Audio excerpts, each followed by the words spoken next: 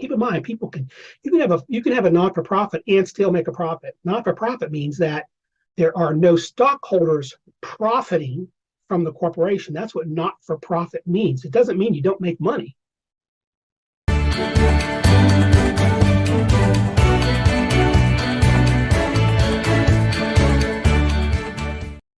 Hello, this is Reverend Lance with streetbishops.com, and I am going to make this video this morning to more clearly answer a 501c3 question.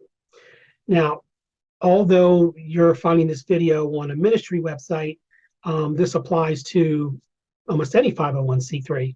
And I've been working with folks I've had my own 501c3, several of them for over 20 years, plus I've helped many organizations start theirs, and I've got some special designation from the IRS as donor-directed giving and things like that. So we've got some specialty in this area, so let me go ahead and give you sort of what a lot of you have been asking for, and that is a preparation list for filing for your 501c3. Because even before you decide to drop the $350, $375, whatever that is on the IRS, you have to make sure that your corporate paperwork and that your organizational paperwork is in order. Otherwise, your 501c3 application will be rejected. Okay, so let's talk a little bit about. Let's just say that you've maybe just gotten ordained with us or somebody else, and you want to start a ministry and you want it to be a 501c3. Maybe you want to apply for grant money or whatever, but you want it to be have not-for-profit status from the IRS. So let's make something clear here at first, and that is your corporate individual standing comes from the state. Your IRS 501c3 designation comes from the federal government. Corporate is state, tax is feds. The 501c3 designation is from the feds. Let's keep those separate. Now, what you need to do very first before you do anything else is create a document of organization. And it doesn't have to be fancy, okay? What this document needs to include is this: what your purpose is, keep it very vague, don't make it specific at all, okay? For example, if you're in religious services, the organization document can, if you're going to help homeless on the streets, then just say, we're going to assist homeless folks that are stranded on the streets. Resist the temptation to put anything about religion in there, because you don't want to block yourself in the future from gifts from non-religious organizations or organizations that are not of your religion. You want everyone's money. So create a formation document. Most states require that you have 3 officers when you start a 501c3.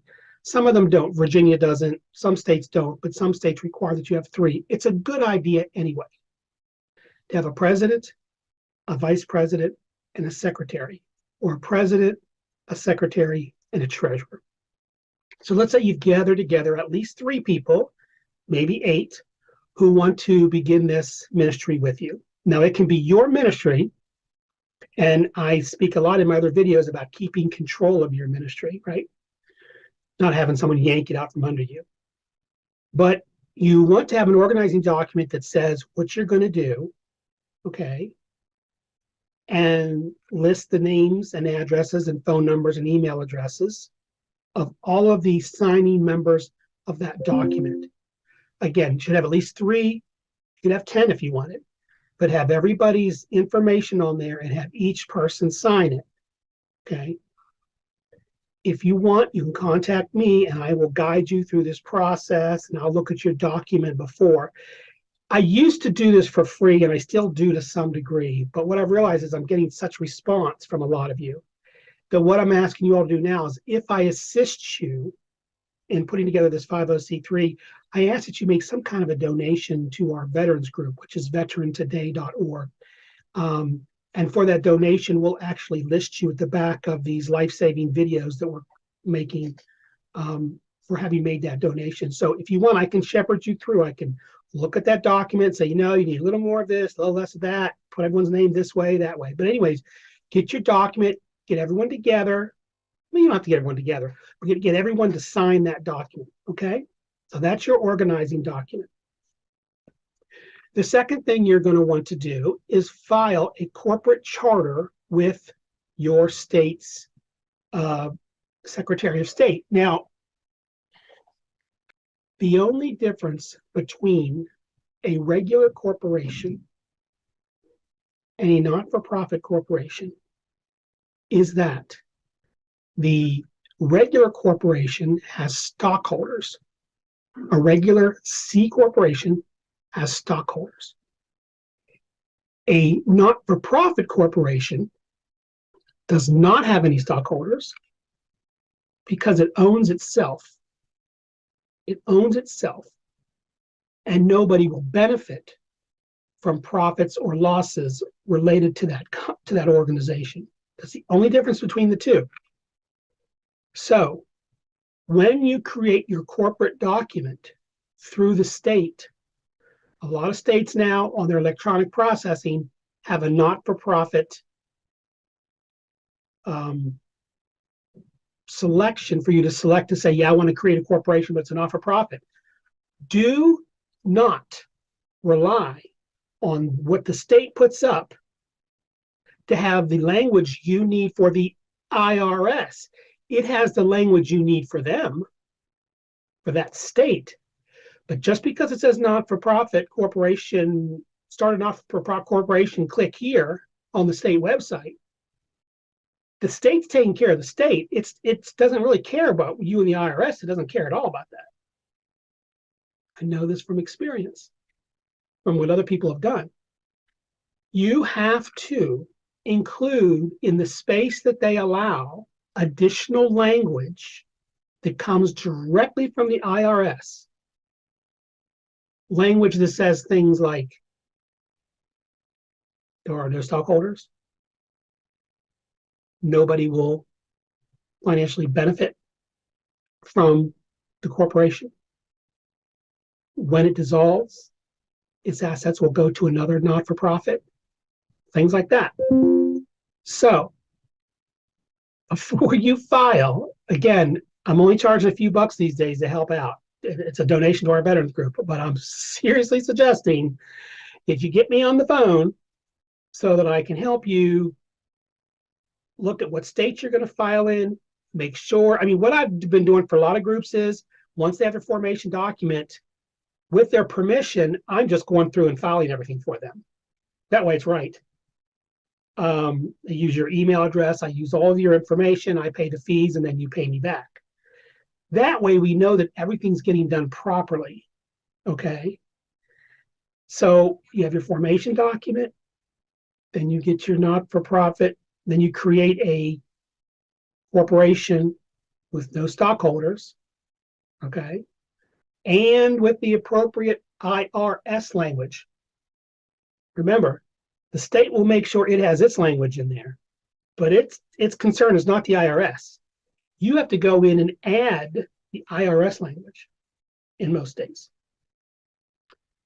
Once you file that document, or if I file it for you, then we go over and we get an EIN number. It takes a few minutes. We get you an EIN number, an employer identification number from the IRS. Now, see, we've switched gears to the IRS. Once all that's in place, we may want to file a couple pieces of state paperwork for you, depending on what your state is. Then once all that's done, we can then take that information and go to the IRS website and file the not-for-profit paperwork, which is just click, click, click, click, click, click, click, but you got to answer the questions correctly. You've got to answer the questions correctly.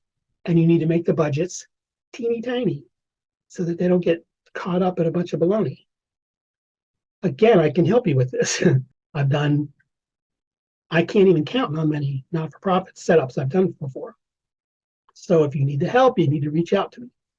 Organizing documents, not-for-profit corporation filing, IRS EIN number, any additional state filings that need to be made, taxes, etc., state taxes.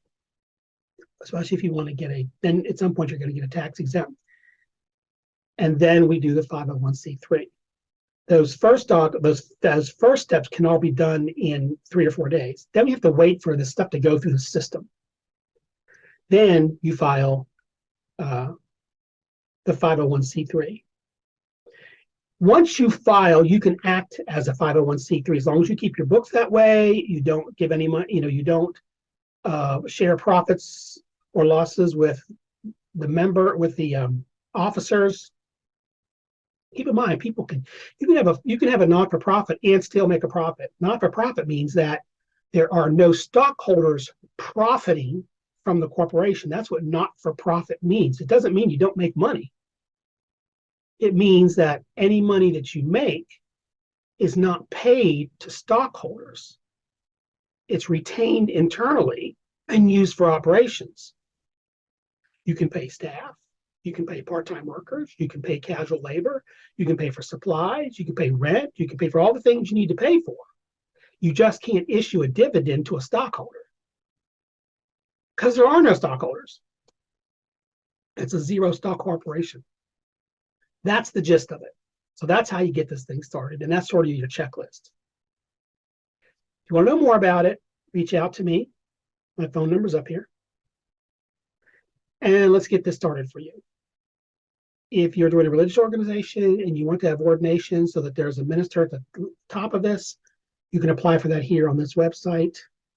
Or if you're watching this on YouTube, go to streetbishops.com.